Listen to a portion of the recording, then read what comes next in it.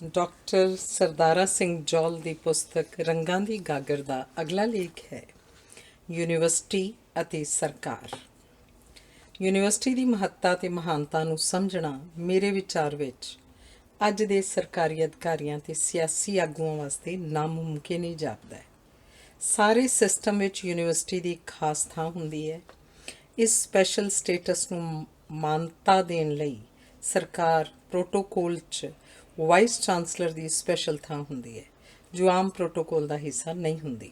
ਪਰ ਬਦਕਿਸਮਤੀ ਨਾਲ ਇਸ ਪੱਖ ਨੂੰ ਕੋਈ ਸਮਝਦਾ ਨਹੀਂ ਅਤੇ ਸਰਕਾਰੀ ਅਫਸਰ ਯੂਨੀਵਰਸਿਟੀ ਨੂੰ ਸਰਕਾਰ ਦਾ ਇੱਕ ਹੇਠਲਾ ਦਫ਼ਤਰ ਜਾਂ ਵਿਭਾਗ ਸਮਝਦੇ ਹਨ। ਇਹਦਾ ਬਹੁਤ ਵੱਡਾ ਕਾਰਨ ਵਾਈਸ ਚਾਂਸਲਰ ਦੀ ਨਿਯੁਕਤੀ ਦਾ ਢੰਗ ਹੈ। ਇਸ ਪਦਵੀ ਲਈ ਇੱਕ 5 ਖੋਜ ਕਮੇਟੀ ਬਣਾਈ ਜਾਣੀ ਚਾਹੀਦੀ ਹੈ, ਜੋ ਸਿਰਕੱਢ ਅਕਾਦਮਿਕ ਵਿਅਕਤੀਆਂ ਅਤੇ ਵਿਦਵਾਨਾਂ ਦੀ ਲਿਸਟ ਬਣਾਉਣ, ਜੋ ਪ੍ਰਸ਼ਾਸਕੀ ਅਤੇ ਪ੍ਰਬੰਧਕੀ ਕਾਬਲੀਅਤ ਵੀ ਰੱਖਦੇ ਹੋਣ। ਇਸ ਲਿਸਟ ਵਿੱਚ ਵਾਈਸ ਚਾਂਸਲਰ ਚੁਣਿਆ ਜਾਏ ਅਤੇ ਉਹਨੂੰ ਸਰਕਾਰੀ ਜ਼ਿੰਮੇਵਾਰੀ ਸੰਭਾਲਣ ਦੀ ਬੇਨਤੀ ਕਰੇ ਅਤੇ ਇਸ ਉੱਤੇ ਸ਼ਰਤਾਂ ਉੱਤੇ ਕਿ ਇਹ ਨਿਯੁਕਤੀ ਕੀਤੀ ਜਾਏ। ਇਸ ਤੋਂ ਬਾਅਦ ਉਹਦੇ ਪ੍ਰਸ਼ਾਸਕੀ, ਪ੍ਰਬੰਧਕੀ ਅਤੇ ਅਕਾਦਮਿਕੀ ਮਾਮਲਿਆਂ 'ਚ ਕੋਈ ਦਖਲ ਅੰਦਾਜ਼ੀ ਨਾ ਕੀਤੀ ਜਾਏ।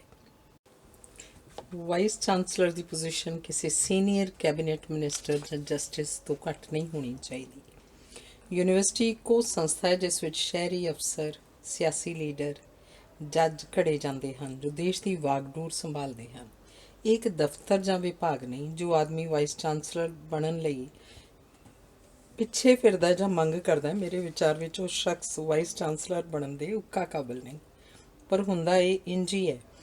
ਲੋਕੀ ਤਰਲੇ ਕਰਦੇ ਨੇ, ਨੱਕ ਰਗੜਦੇ ਨੇ, ਸਿਫਾਰਸ਼ਾਂ ਪਾਉਂਦੇ ਨੇ, ਮੁੱਖ ਮੰਤਰੀ ਦੀਆਂ ਚੌਂਕੀਆਂ ਭਰਦੇ ਨੇ ਅਤੇ ਉੱਚੇ ਅਧਿਕਾਰੀਆਂ ਦੀਆਂ ਖੁਸ਼ਾਮਦਾਂ ਕਰਦੇ ਨੇ, ਤਾਂ ਕਿਤੇ ਜਾ ਕੇ ਕੋਈ ਕਾਮਯਾਬ ਹੁੰਦਾ।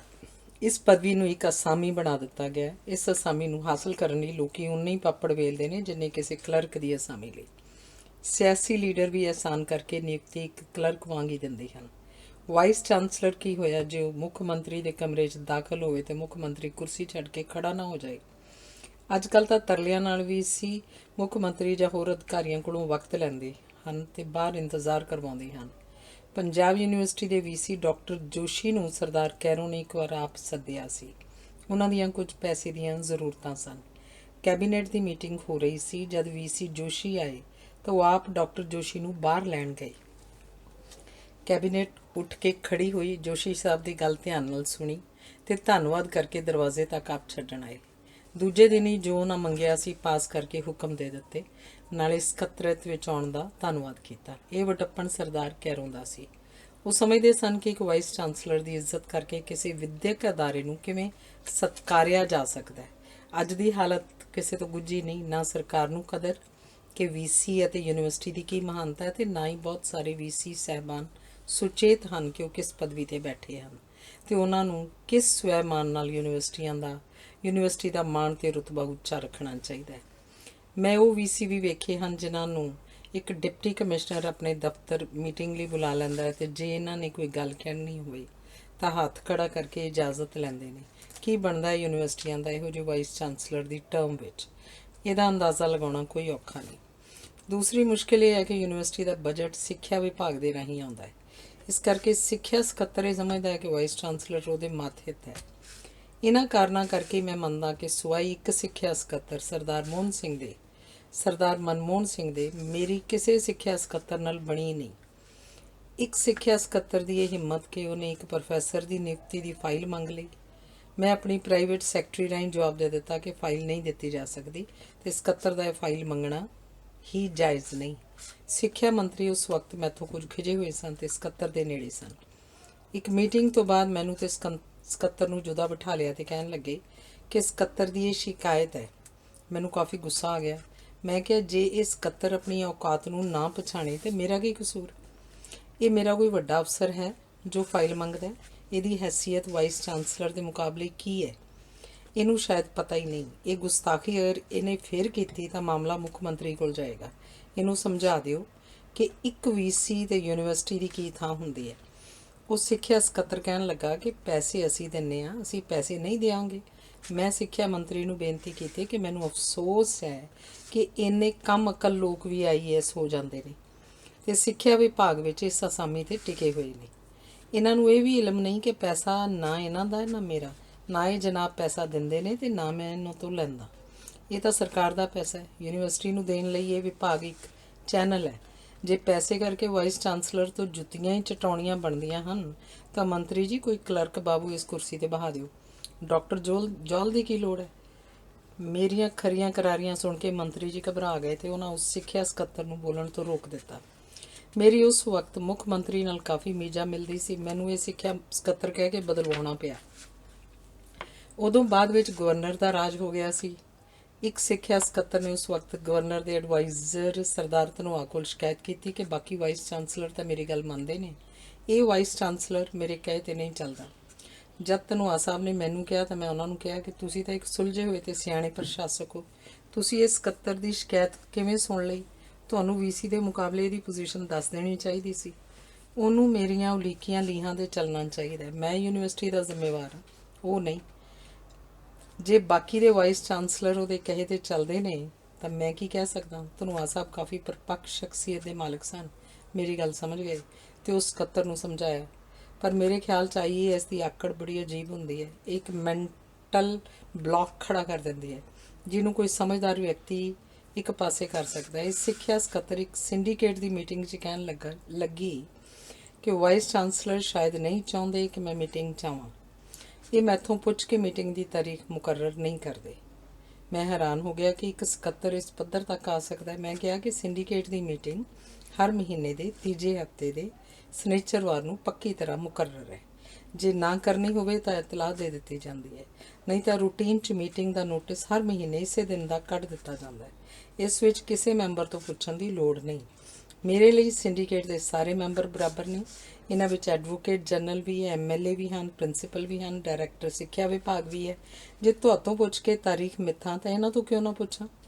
ਤੁਸੀਂ ਆਪਣੀਆਂ ਤਾਰੀਖਾਂ ਡਾਇਰੀ ਤੇ ਕੈਲੰਡਰ ਤੇ ਮਾਰਕ ਕਰ ਲਓ। ਮੈਂ ਜ਼ਰੂਰ ਚਾਹਾਂਗਾ ਕਿ ਤੁਸੀਂ ਹਰ ਮੀਟਿੰਗ 'ਚ ਆਓ ਤੇ ਮੈਂ ਸਵਾਗਤ ਕਰਾਂਗਾ ਜਿਵੇਂ ਬਾਕੀ ਮੈਂਬਰਾਂ ਦਾ ਕਰਦਾ। ਜੇ ਨਾ ਆ ਸਕੋ ਤਾਂ ਮੀਟਿੰਗ ਤਾਂ ਸਿੰਡੀਕੇਟ ਦੀ ਹੋਣੀ ਹੀ ਹੈ। ਦਰਅਸਲ ਇਸ ਸੈਕਟਰੀ ਦੀ ਸਮੱਸਿਆ ਸੀ ਕਿ ਬਾਕੀ VC ਇਸ ਤੋਂ ਤਾਰੀਖ ਲੈ ਕੇ ਮੀਟਿੰਗ ਰੱਖਦੇ ਸਨ। ਮੈਂ ਇਹਦੀ ਗੁਣ ਪੱਠੇ ਨਹੀਂ ਪਾਉਂਦਾ ਸੀ। ਇਹ ਮੇਰੀ ਆਕੜ ਨਹੀਂ, ਯੂਨੀਵਰਸਿਟੀ ਦੇ ਬਣਦੇ ਸਵੈਮਾਨ ਦਾ ਸਵਾਲ ਸੀ। ਮੈਂ ਤਾਂ ਔਖਾ ਹੋ ਕੇ ਇਸ ਉੱਤੇ ਪਹਿਰਾ ਦੇ ਰਿਹਾ ਸੀ। ਮੈਂ ਜੋ ਅੱਜ ਦੀਆਂ ਨਿੱਘਰ ਦੀਆਂ ਕਦਰਾਂ ਕੀਮਤਾਂ 'ਚ ਰਿਹਾ ਸੀ। ਇਹ ਸਕੱਤਰ ਮੁੜ ਕੇਂਦਰ ਵਿੱਚ ਖੇਤੀ ਵਜ਼ਾਰਤ ਵਿੱਚ ਜੁਆਇੰਟ ਸਕੱਤਰ ਚੱਲੀ ਮਹਿੰਗਾ ਪੈ ਗਈ, ਜਿੱਥੇ ਫਿਰ ਮੇਰੇ ਨਾਲ ਇਹਦਾ ਵਾਹ ਪੈ ਗਿਆ। ਇਹਦੀ IAS ਦੀ ਆਕੜ ਨਾ ਗਈ ਤੇ ਇਹਨੇ ਕੋਈ ਵੀ ਸਿੰਡੀਕੇਟ ਦੀ ਮੀਟਿੰਗ ਬਾਅਦ 'ਚ ਅਟੈਂਡ ਨਾ ਕੀਤੀ। ਮਿਨਿਸਟਰੀ ਵਿੱਚ ਵੀ 1-2 ਵਾਰ ਝਾੜਾਂ ਖਾ ਕੇ ਵੀ ਇਹ ਮੇਰੇ ਨਾਲ ਅੜਿੱਕੇ ਲੈਂਦੀ ਹੀ ਰਹੀ। ਪਰਮਾਤਮਾ ਸੁਮੱਤ ਬਖਸ਼ੇ। ਸਰਕਾਰੀ ਪ੍ਰਸ਼ਾਸਨ ਕਿਵੇਂ ਯੂਨੀਵਰਸਿਟੀਆਂ ਨਾਲ ਧੱਕਾ ਕਰਦਾ, ਇੱਕ ਹੋਰ ਮਿਸਾਲ ਇਹਦੀ ਮੈਂ ਪਹਿਲਾਂ ਦੇ ਚੁੱਕਾ। ਇਹ ਜਦ ਜ਼ਬਰਦਸਤੀ ਯੂਨੀਵਰਸਿਟੀ ਦੇ ਇਮਤਿਹਾਨ ਲੈਣ ਦਾ ਪ੍ਰੋਗਰਾਮ ਮੇਰੀ ਗੈਰ ਹਾਜ਼ਰੀ 'ਚ ਲੀਕ ਕੇ ਇਸ ਢਾਂਚੇ ਨੂੰ ਲਹੂ ਲੁਹਾਨ ਕਰ ਦੇਣ ਲੱਗੇ ਸੀ। ਜੇ ਮੈਂ ਵਾਪਸ ਵਕਤ ਸਿਰ ਪਾਕਿਸਤਾਨ ਗਿਆ ਨਾ ਪਰਤਦਾ ਤੇ ਇਸ ਧੱਕੇ ਦੀ ਝਾਲ ਨਾ ਚੱਲਦਾ ਤਾਂ ਉਹਨਾਂ ਦਿਨਾਂ ਵਿੱਚ ਜਦ ਸੰਤ ਭਿੰਡਰਾਂਵਾਲੇ ਦੀ ਚੜ੍ਹਤ ਸੀ ਤੇ ਖਾੜਕੂ ਜ਼ੋਰ ਪਕੜ ਗਏ ਸਨ ਤੇ ਦੂਜੀਆਂ ਯੂਨੀਵਰਸਿਟੀਆਂ ਨੇ ਡਰਦਿਆਂ ਇਮਤਿਹਾਨ ਲੈਣੇ ਬੰਦ ਕਰ ਦਿੱਤੇ ਸਨ ਤੇ ਇਸ ਯੂਨੀਵਰਸਿਟੀ ਨੂੰ ਧਮਕੀਆਂ ਦਿੱਤੀਆਂ ਗਈਆਂ ਸੀ। ਯੂਨੀਵਰਸਿਟੀ ਵਿਦਿਆਰਥੀਆਂ ਤੇ ਅਧਿਆਪਕਾਂ ਦਾ ਖੂਨ ਖਰਾਬਾ ਹੋ ਜਾਣਾ ਸੀ। ਇਹ ਮਿਸਾਲਾਂ ਤਾਂ ਮੈਂ ਕੁਝ ਇੱਕ ਹੀ ਦਿੱਤੀਆਂ ਹਨ। ਹਰ ਰੋਜ਼ ਸਰਕਾਰੀ ਪ੍ਰਸ਼ਾਸਨ ਕੋਈ ਨਾ ਕੋਈ ਅੜਿੱਕਾ, ਕੋਈ ਨਾ ਕੋਈ ਚੋਭ ਲਗਾਉਂਦਾ ਹੀ ਰਹਿੰਦਾ ਸੀ। ਇਸ ਕਰਕੇ ਨਹੀਂ ਕਿ ਸਰਕਾਰੀ ਅਫਸਰਾਂ ਦੀ ਕੋਈ ਮੇਰੇ ਨਾਲ ਨਿੱਜੀ ਲਾਗਬਾਜ਼ੀ ਸੀ। ਅਸਲ ਵਿੱਚ ਤਾਂ ਇਸ ਪ੍ਰਸ਼ਾਸਕੀ ਘੇਰੇ ਤੋਂ ਬਾਹਰ ਮੇਰੇ ਸਰਕਾਰੀ ਅਧਿਕਾਰੀਆਂ ਨਾਲ ਬਹੁਤ ਅੱਛੇ ਸੰਬੰਧ ਸਨ। ਮੈਂ ਉਹਨਾਂ ਦੀ ਇੱਜ਼ਤ ਕਰਦਾ ਸੀ, ਉਹ ਮੇਰੀ ਇੱਜ਼ਤ ਕਰਦੇ ਸਨ। ਇੱਥੇ ਮਸਲਾ ਇਹ ਸੀ ਕਿ ਕੌਣ ਕਿਸ 'ਤੇ ਹਾਵੀ ਹੈ। ਸਿੱਖਿਆ ਸਕੱਤਰ ਤੇ ਸਿੱਖਿਆ ਮੰਤਰੀ ਵੀ ਇਹ ਸਮਝਦੇ ਸਨ ਕਿ ਯੂਨੀਵਰਸਿਟੀਆਂ ਉਹਨਾਂ ਦੇ ਵਿਭਾਗ ਦੇ ਅਧੀਨ ਨੇ ਤੇ VC ਨੂੰ ਉਹਨਾਂ ਨੂੰ ਸਲਾਮਾਂ ਮਾਰਨੀਆਂ ਚਾਹੀਦੀਆਂ ਨੇ। ਮੇਰਾ ਇਹ ਅਕੀਦਾ ਸੀ ਕਿ ਯੂਨੀਵਰਸਿਟੀ ਇੱਕ ਮਹੱਤਵਪੂਰਨ ਅਕਾਦਮਿਕ ਅਦਾਰਾ ਹੈ। ਇਸ 'ਚ ਕਿਸੇ ਸਰਕਾਰੀ ਦਫ਼ਤਰ ਦੀ ਮੁਦਾਖਲਤ ਦੀ ਕੋਈ ਥਾਂ ਨਹੀਂ ਤੇ ਯੂਨੀਵਰਸਿਟੀ ਨੂੰ ਵਾਈਸ ਚਾਂਸਲਰ ਰਾਹੀਂ ਇੱਕ ਖਾਸ ਸਤਿਕਾਰ ਦੀ ਥਾਂ ਬਣਦੀ ਹੈ ਜੋ ਇਹ ਸਰਕਾਰੀ ਅਫਸਰ ਸਮਝਣ ਦੇ ਅਸਮਰਥ ਹਨ। ਮੇਰੇ ਚੰਗੇ ਭਾਗ ਸਨ ਕਿ ਪਹਿਲੋਂ ਤਾਂ ਮੁੱਖ ਮੰਤਰੀ ਇਸ ਪੱਖ ਨੂੰ ਸਮਝਦਾ ਸੀ। ਤਕਰੀਬਨ 1 ਸਾਲ ਸਰਦਾਰ ਦਰਬਾਰਾ ਸਿੰਘ ਮੁੱਖ ਮੰਤਰੀ ਰਹੇ। ਮੈਨੂੰ ਉਹਨਾਂ ਨੇ ਪੂਰੀ ਇੱਜ਼ਤ ਤੇ ਸਹਿਯੋਗ ਦਿੱਤਾ। 2 ਸਕੱਤਰਾਂ ਨੂੰ ਤਾਂ ਮੈਂ ਇਸ ਸਮੇਂ ਸਿੱਖਿਆ ਮੰਤਰੀ ਦੇ ਮੇਰੇ ਨਾਲ ਖਿਜੇ ਹੋਣ ਦੇ ਬਾਵਜੂਦ ਕਾਫੀ ਹੱਦ ਤੱਕ ਟਿਕਾਣੇ ਰੱਖਿਆ। ਗਵਰਨਰ ਦੇ ਰਾਜ ਵਿੱਚ ਸਰਦਾਰ ਮੋਹਨ ਸਿੰਘ ਸਕੱਤਰ ਆ ਗਏ, ਜਿਨ੍ਹਾਂ ਨਾਲ ਮੇਰਾ ਦੋਸਤਾਨਾ ਤਾਲੁਕਾਤ ਹੋ ਗਏ। ਉਹਨਾਂ ਮੇਰਾ ਸਤਿਕਾਰ ਕੀਤਾ ਤੇ ਯੂਨੀਵਰਸਿਟੀ ਨੂੰ ਚਲਾਉਣ ਵਿੱਚ ਪੂਰਾ ਸਹਿਯੋਗ ਦਿੱਤਾ। ਇੱਕ ਗਵਰਨਰ ਐਸਾ ਆ ਗਿਆ ਸੀ ਪਾਂਡੇ, ਜੋ ਪੁਰਾਣਾ ਆਈਏਐਸ ਸੀ ਤੇ ਸਮਝਦਾ ਸੀ ਕਿ ਯੂਨੀਵਰਸਿਟੀ ਕੀ ਹੁੰਦੀ ਹੈ ਤੇ ਵਾਈਸ ਚਾਂਸਲਰ ਦੀ ਕੀ ਪਦਵੀ ਹੁੰਦੀ ਹੈ। ਇਹ ਇੱਕੋ ਇੱਕ ਗਵਰਨਰ ਸੀ ਜਿਸ ਨੇ 4 ਵਾਈਸ ਚਾਂਸਲਰਾਂ ਨਾਲ ਪਹਿਲੀ ਮੁਲਾਕਾਤ ਬੀਵੀਆਂ ਨਾਲ ਬੁਲਾ ਕੇ ਰਾਤ ਦੇ ਖਾਣੇ 'ਤੇ ਕੀਤੀ ਸੀ। ਇਹਨਾਂ ਵਾਈਸ ਚਾਂਸਲਰ ਨੂੰ ਮਿਲਦਿਆਂ ਕਦੀ ਪ੍ਰੋਟੋਕੋਲ ਦੀ ਉਲੰਘਣਾ ਨਹੀਂ ਕੀਤੀ ਸੀ। ਗਵਰਨਰੀ ਰਾਜ ਵਿੱਚ 2 ਐਡਵਾਈਜ਼ਰ ਸਰਦਾਰ ਧਨੋਆ ਅਤੇ ਸ੍ਰੀ ਸੁਰਿੰਦਰਨਾਥ ਬੜੇ ਸਿਆਣੇ ਤੇ ਸੁਲਝੇ ਹੋਏ ਮਿਲ ਗਏ। ਅਕਾਲੀਆਂ ਦੀ ਮਿਨਿਸਟਰੀ 'ਚ ਮੁੱਖ ਮੰਤਰੀ ਤਾਂ ਜੋ ਸੀ ਸੋ ਸੀ। ਸਿੱਖਿਆ ਮੰਤਰੀ ਸਰਦਾਰ ਸੁਖਜਿੰਦਰ ਸਿੰਘ ਦਾ ਵਰਤਾਰਾ ਯੂਨੀਵਰਸਿਟੀਆਂ ਪ੍ਰਤੀ ਬਹੁਤ ਵਧੀਆ ਤੇ ਆਦਰ ਭਰਿਆ ਸੀ। ਇਹਨਾਂ ਨਾਲ ਪਹਿਲੀ ਮੁਲਾਕਾਤ ਬੜੀ ਰੌਚਕ ਸੀ। ਜਦ ਵਕਤ ਲੈ ਕੇ ਮੈਂ ਇਹਨਾਂ ਕੋਲ ਗਿਆ ਤਾਂ ਇਹਨਾਂ ਮੈਨੂੰ ਸੋਫੇ 'ਤੇ ਬਿਠਾ ਕੇ ਬਾਕੀ ਦੇ ਬੰਦਿਆਂ ਨੂੰ ਤੋਰਨ ਦੀ ਇਜਾਜ਼ਤ ਮੰਗੀ। ਮੈਂ ਸੁਣਿਆ ਸੀ ਬੜਾ ਅੜਬ ਆਦਮੀ ਹੈ, ਪਰ ਇਹਨਾਂ ਦਾ ਵਤੀਰਾ ਤਾਂ ਬਹੁਤ ਹੀ ਸ਼ਾਇਸਤਾ ਸੀ। ਸਾਰਿਆਂ ਨੂੰ ਤੋਰ ਕੇ ਪੀਏ ਨੂੰ ਕਹਿ ਦਿੱਤਾ ਕਿ ਹੁਣ ਕੋਈ ਹੋਰ ਅੰਦਰ ਨਾ ਆਏ। ਮੇਰੇ ਕੋਲ ਬਹਿ ਕੇ ਹਾਲ ਚਾਲ ਪੁੱਛਿਆ। ਮੈਂ ਉਹਨਾਂ ਨੂੰ ਮੰਤਰੀ ਬਣਨ ਦੀਆਂ ਮੁਬਾਰਕਾਂ ਦਿੱਤੀਆਂ। ਕਹਿਣ ਲੱਗੇ, ਮੈਂ ਜਾਣਦਾ ਤੇ ਸਾਡੇ ਸਾਰੇ ਲੀਡਰ ਜਾਣਦੇ ਨੇ ਕਿ ਤੁਸੀਂ ਇੱਕ ਬਹੁਤ ਉੱਚ ਕੋਟੀ ਦੇ ਅਕਾਦਮਿਕ ਵਿਅਕਤੀ ਹੋ। ਸਾਨੂੰ ਤੁਹਾਡੀ ਬਹੁਤ ਕਦਰ ਹੈ, ਪਰ ਮੈਂ ਜ਼ਰੂਰ ਕਹਾਂਗਾ ਕਿ ਤੁਸੀਂ ਕਦੀ ਇਹ ਮਹਿਸੂਸ ਨਾ ਕਰਨਾ ਕਿ ਤੁਸੀਂ ਕਾਂਗਰਸ ਦੇ ਲਗਾਏ ਹੋਏ ਵਾਈਸ ਚਾਂਸਲਰ ਹੋ, ਇਸ ਕਰਕੇ ਅਸੀਂ ਤੁਹਾਡਾ ਕੋਈ ਵਿਰੋਧ ਕਰਾਂਗੇ। ਮੇਰੇ ਲਈ ਇਹੋ ਜਿਹੀ ਟਿੱਪਣੀ ਬੜੀ ਅਜੀਬ ਸੀ। ਮੈਂ ਉੱਤਰ ਦਿੱਤਾ ਕਿ ਤੁਸੀਂ ਗੱਲ ਤੋਰੀ ਹੈ ਤਾਂ ਸਭ ਕੁਝ ਸਪਸ਼ਟ ਹੋ ਜਾਣਾ ਚਾਹੀਦਾ ਹੈ। ਮੈਂ ਕਾਂਗਰਸ ਦੇ ਜ਼ਮਾਨੇ 'ਚ ਵਾਈਸ ਚਾਂਸਲਰ ਬਣਿਆ ਸਾਂ, ਪਰ ਮੈਂ ਕੋਈ ਕਾਂਗਰਸੀ ਨਹੀਂ। ਮੈਂ ਉਸ ਵੇਲੇ ਇੰਨੀ ਸਿਆਸੀ ਸੂਝ ਵੀ ਨਹੀਂ ਸੀ ਰੱਖਦਾ। ਮੈਨੂੰ 2 ਤੋਂ ਵੱਧ ਕਿਸੇ ਐਮਐਲਏ ਦੇ ਨਾਂ ਵੀ ਨਹੀਂ ਸੀ ਪਤਾ। ਮੈਂ ਤਾਂ ਇੱਕ ਅਧਿਆਪਕ ਹਾਂ। ਉਸ ਵੇਲੇ ਤਾਂ ਮੁੱਖ ਮੰਤਰੀ ਦੀ ਤੇ ਮੇਰੀ ਖੇਤੀ ਖੋਜ ਬਾਰੇ ਕਾਫੀ ਝੜਪ ਹੋ ਚੁੱਕੀ ਸੀ ਤੇ ਸਾਡੀ ਬਣਦੀ ਵੀ ਨਹੀਂ ਸੀ। ਉਹਨਾਂ ਦੇ ਕਹਿਣ ਮੁਤਾਬਕ ਮੈਨੂੰ ਤਾਂ ਇੱਕ ਜ਼ਿੰਮੇਵਾਰੀ ਲਈ ਡਰਾਫਟ ਕੀਤਾ ਗਿਆ ਸੀ, ਪਰ ਸਰਦਾਰ ਦਰਬਾਰਾ ਸਿੰਘ ਨਾਲ ਵਿਚਰ ਕੇ ਮੇਰੇ ਦਿਲ 'ਚ ਉਹਨਾਂ ਦੀ ਇੰਨੀ ਇੱਜ਼ਤ ਤੇ ਸਤਿਕਾਰ ਬਣ ਗਿਆ ਹੈ ਕਿ ਮੈਂ ਜੇ ਦਿੱਲੀ ਗਿਆ ਉਹਨਾਂ ਨੂੰ ਮਿਲ ਕੇ ਨਾ ਆਵਾਂ ਤਾਂ ਗੁਨਾਹ ਸਮਝਦਾ। ਮੇਰੇ ਵਿਚਾਰ ਵਿੱਚ ਜੋ ਉਹਨਾਂ ਚਿੱਟੀ ਪੱਗ ਬੰਨੀ ਹੈ ਉਹ ਚਿੱਟੀ ਹੀ ਹੈ। ਨਾ ਉਹਨਾਂ ਕਦੀ ਕੋਈ ਸਿਫਾਰਿਸ਼ ਕੀਤੀ, ਨਾ ਕੋਈ ਦਖਲਅੰਦਾਜ਼ੀ ਕੀਤੀ।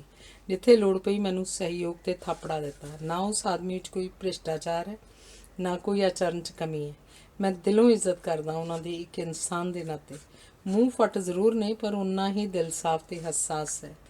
ਪਰ ਇਹਦਾ ਮਤਲਬ ਇਹ ਨਹੀਂ ਕਿ ਮੈਂ ਕਾਂਗਰਸੀ ਹਾਂ। ਸਰਦਾਰ ਸਾਹਿਬ, ਤੁਹਾਨੂੰ ਇਹ ਜ਼ਰੂਰ ਸਮਝ ਲੈਣਾ ਚਾਹੀਦਾ ਹੈ ਕਿ ਜਦ ਕਾਂਗਰਸ ਦਾ ਰਾਜ ਸੀ ਮੈਂ ਕਾਂਗਰਸੀ ਨਹੀਂ ਸੀ। ਹੁਣ ਤੁਹਾਡਾ ਰਾਜ ਹੈ ਤੇ ਮੈਂ ਅਕਾਲੀ ਵੀ ਨਹੀਂ ਹੋ ਸਕਦਾ। ਮੈਂ ਤਾਂ ਇੱਕ ਮਾਸਟਰ ਹਾਂ, ਸਿੱਧਾ ਤੇ ਸਾਦਾ। ਜੇ ਤੁਹਾਡਾ ਪਸੰਦ ਆ ਤਾਂ ਧੰਨਵਾਦ। ਇਸ ਹਾਲਤ ਵਿੱਚ ਯੂਨੀਵਰਸਿਟੀ ਦੇ ਹਿੱਤ ਵਿੱਚ ਤੁਹਾਡਾ ਇਹ ਹੱਕ ਨਹੀਂ ਬਣਦਾ ਕਿ ਆਪਣਾ ਸਹਿਯੋਗ ਦਿੰਦਿਆਂ ਹੱਥ ਖਿੱਚੋ। ਇੱਥੇ ਸਵਾਲ ਮੇਰਾ ਨਹੀਂ, ਯੂਨੀਵਰਸਿਟੀ ਦਾ ਹੈ, ਜੋ ਮੇਰੀ ਨਹੀਂ ਜਨਤਾ ਦੀ ਹੈ, ਤੇ ਇਸ ਪ੍ਰਤੀ ਮੇਰੇ ਨਾਲੋਂ ਤੁਹਾਡੀ ਜ਼ਿੰਮੇਵਾਰੀ ਵੱਧ ਹੈ। ਜੇ ਤੁਹਾਨੂੰ ਮੈਂ ਪਸੰਦ ਨਹੀਂ ਜਾਂ ਥੋੜ੍ਹਾ ਜਿੰਨਾ ਵੀ ਸ਼ੰਕਾ ਹੈ ਤਾਂ ਇਸ਼ਾਰਾ ਹੀ ਕਾਫੀ ਹੈ। ਲੰਬੀ ਚੌੜੀ ਕਹਿਣ ਦੀ ਲੋੜ ਨਹੀਂ। ਮੈਂ ਹੁਣੇ ਇਸ ਦਫ਼ਤਰ ਛੱਡ ਦਿਆਂਗਾ ਤੇ 3-4 ਦਿਨ 'ਚ ਕੋਠੀ ਵੀ ਖਾਲੀ ਕਰ ਦਿਆਂਗਾ।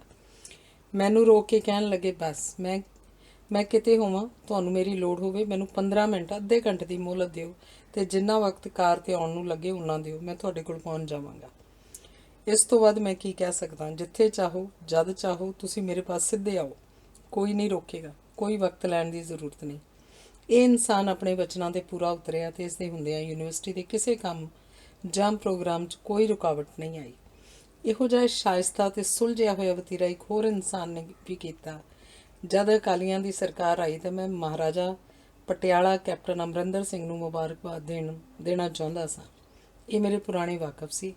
ਅਸੀਂ ਇੱਕ ਦੂਜੇ ਦੀ ਕਾਫੀ ਇੱਜ਼ਤ ਕਰਦੇ ਸਾਂ। ਮੈਂ ਕਿਸੇ ਹੋਰ ਕੰਮ ਸਕੱਤਰੇਤ ਗਿਆ ਸਾਂ, ਸੋਚਿਆ ਵਧਾਈ ਦਿੰਦਾ ਚੱਲਾਂ। ਜਦ ਮੈਂ ਇਹਨਾਂ ਦੇ ਦਫ਼ਤਰ ਪੁੱਜਾ ਤਾਂ ਮੈਨੂੰ ਵੇਖ ਕੇ ਮੇਰੇ ਨਾਲ ਨਾਰਾਜ਼ ਹੋ ਗਏ ਕਿ ਤੁਸੀਂ ਕਿਉਂ ਆਏ ਹੋ। ਇੱਕ ਵਾਈਸ ਚਾਂਸਲਰ ਦਾ ਇੰਝ ਆਉਣਾ ਨਹੀਂ ਬਣਦਾ। ਮੈਂ ਆਪ ਆ ਕੇ ਘਰ ਮੁਬਾਰਕ ਲੈਣੀ ਸੀ। ਮੈਂ ਬਥੇਰਾ ਕਿਹਾ ਕਿ ਮੈਂ ਨਿੱਜੀ ਹੈਸੀਅਤ ਵਿੱਚ ਆਇਆ। ਮੈਨੂੰ ਕਾਗਜ਼ ਕੱਢ ਕੇ ਵਿਖਾਇਆ, ਇਹ ਵੇਖੋ, ਮੈਂ ਆਪਣੇ ਪ੍ਰੋਗਰਾਮ ਵਿੱਚ ਅੱਜ ਹੀ ਸ਼ਾਮ ਨੂੰ ਤੁਹਾਡੇ ਕੋਲ ਆਉਣਾ ਲਿਖਿਆ ਹੈ। ਮੈਨੂੰ ਬੜੇ ਪਿਆਰ ਨਾਲ ਤੋਰ ਦਿੱਤਾ। ਸ਼ਾਮ ਨੂੰ ਆਪ ਘਰ ਆ ਗਏ ਤੇ ਬੈਠ ਕੇ ਚਾਹ ਪਾਣੀ ਪੀਤਾ ਤੇ ਮੁਬਾਰਕ ਲਈ। ਫਿਰ ਕਹਿਣ ਲੱਗੇ, ਮੈਨੂੰ ਇੱਕ ਕੰਮ ਵੀ ਹੈ।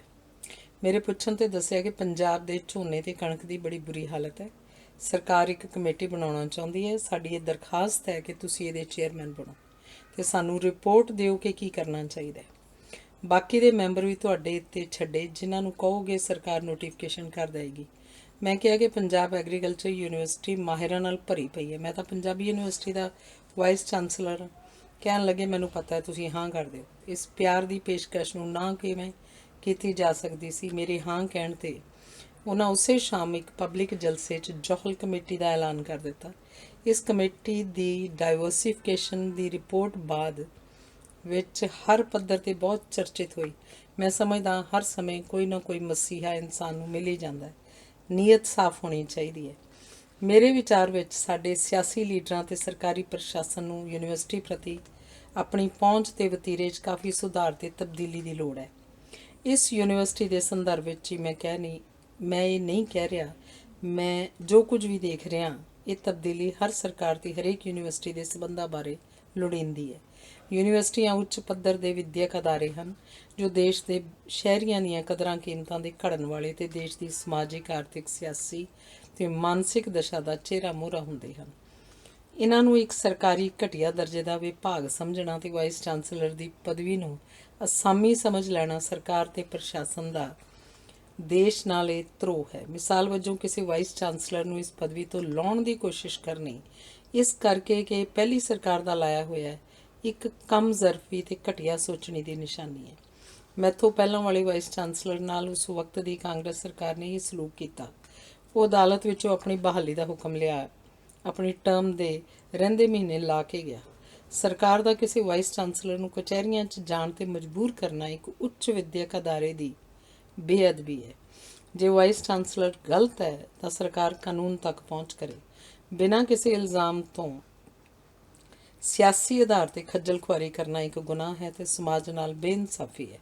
ਹੁਣੇ ਗੁਆਂਢੀ ਹਿਮਾਚਲ ਦੀ ਯੂਨੀਵਰਸਿਟੀ ਸੋਲਨ 'ਚ ਵਾਈਸ ਚਾਂਸਲਰ ਦੀ ਟਰਮ ਘਟਾ ਕੇ 5 ਸਾਲਾਂ ਤੋਂ 3 ਸਾਲ ਇਸ ਕਰਕੇ ਕਰ ਦਿੱਤੀ ਕਿ ਪਹਿਲੀ ਬੀਜੇਪੀ ਦੀ ਸਰਕਾਰ ਵੇਲੇ ਲਾਏ ਵਾਈਸ ਚਾਂਸਲਰ ਨੂੰ ਕੱਢਣਾ ਹੈ।